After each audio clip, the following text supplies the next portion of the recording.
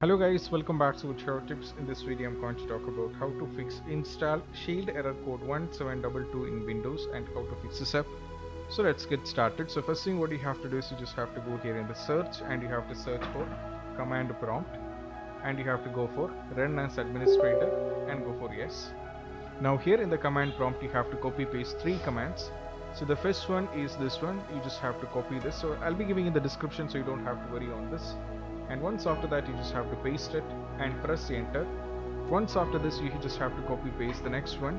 You just have to copy paste the next one and you have to paste it and press enter.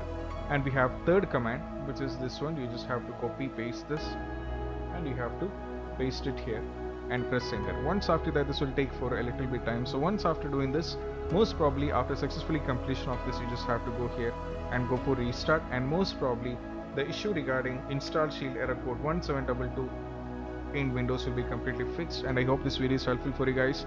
If you find this video helpful, don't forget to subscribe and click on the bell icon for more notifications. See you soon in the next video. Peace out.